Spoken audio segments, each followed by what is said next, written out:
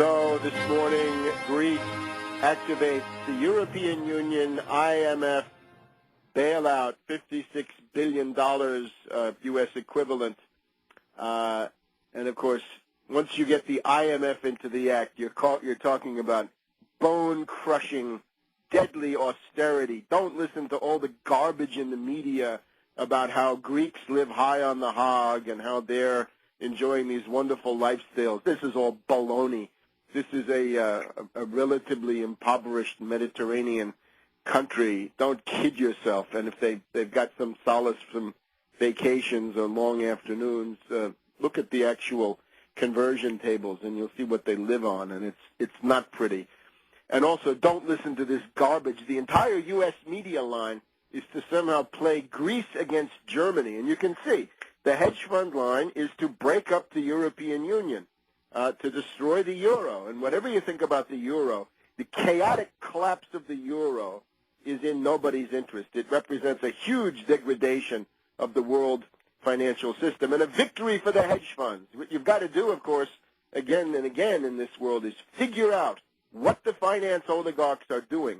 Figure out what the Wall Street financiers and the City of London financiers, what are they doing, and get yourself on the other side. Fight back. And if you're not fighting bankers in some form, you're absolutely wasting your time, because the main focus of evil in the modern world is finance capital. Not industrial capital, but finance capital. If we could only mobilize some industrial capital to fight back against finance capital, we'd be a whole lot better off. So the word now is we have Dominique Strauss-Kahn, the former French finance minister, a monetarist jackal in his own right.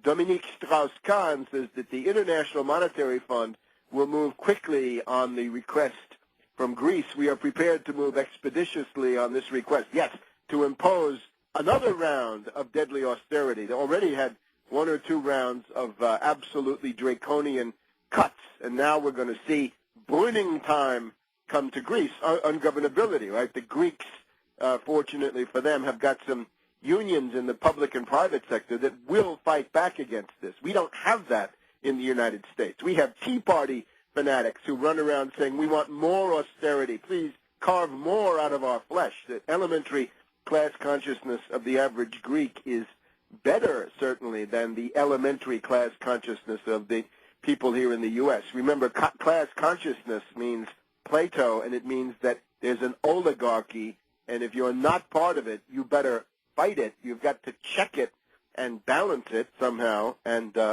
make sure that this doesn't become the overriding principle in society. The other thing to watch in this crisis is the German. Wolfgang Schäuble is dirty. He is a sinister figure. He has stressed that a group of experts from the European Central Bank and the International Monetary Fund would need to confirm whether Greece really needs the aid. Well, this entire method of bailouts, of course, is a disaster. It's a failure. It won't work. It doesn't solve anything. The Greeks would need to think, if they had their own currency, they would need to think about capital controls and exchange controls, and they would need to think about very concrete measures against the hedge funds. Let's just remind everybody who the hedge funds are.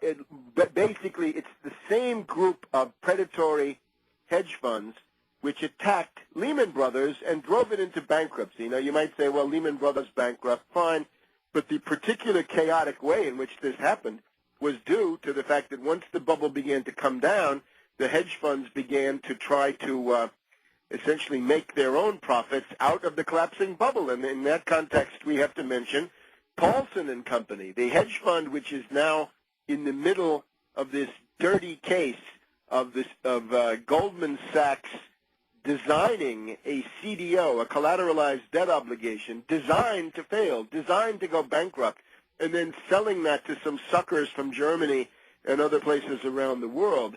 Yeah, that's John Paulson and Company. And John Paulson is one of the people leading the attack on Greece. As soon as, of course, you say Lehman Brothers and their bankruptcy, you've got to mention David Einhorn of Greenlight Capital, that other predatory hedge fund. And he took the public role of pointing out all of the inconsistencies in Lehman Brothers accounting and so forth, not as a disinterested public service, but so that he could make billions out of it. So we've got the predators from Paulson and Company.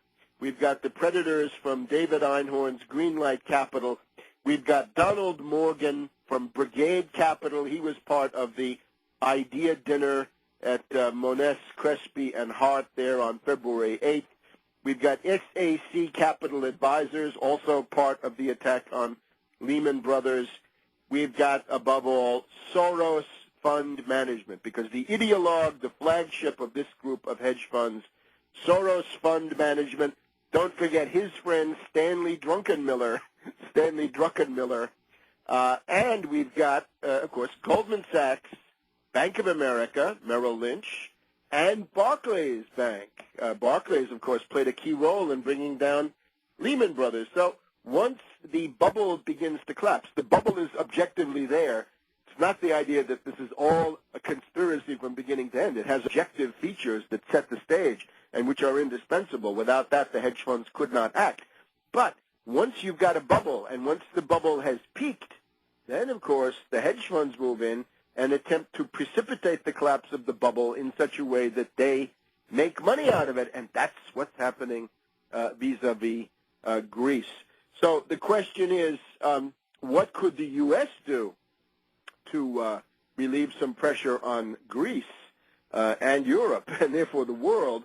It would be to act against these hedge funds. In other words, it would be nice to see a blizzard of law cases, not just Goldman Sachs, but the hedge funds, because the hedge funds play an indispensable role since they are totally deregulated.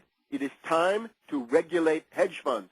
The causes of the current economic depression are basically two in terms of the factors precipitating the financial panic. One is derivatives, the buildup of the derivatives bubble of 1.5 quadrillion up to the middle of 2008, and it's still more or less there.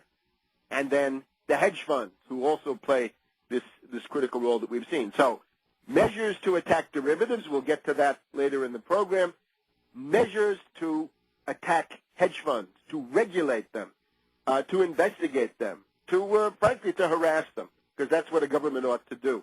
These are predatory, antisocial institutions, and they've got to be brought to heel. They're attacking Greece, and any discussion of Greece, as we see, for example, various commentators trying to sound radical, talking about what should be done with Greece. If you don't talk about bridling the hedge funds, getting the hedge funds on a short leash, and essentially wiping them out, regulating them, then they're not hedge funds anymore. You're not getting anywhere near the heart of the matter. We'll be back in a minute.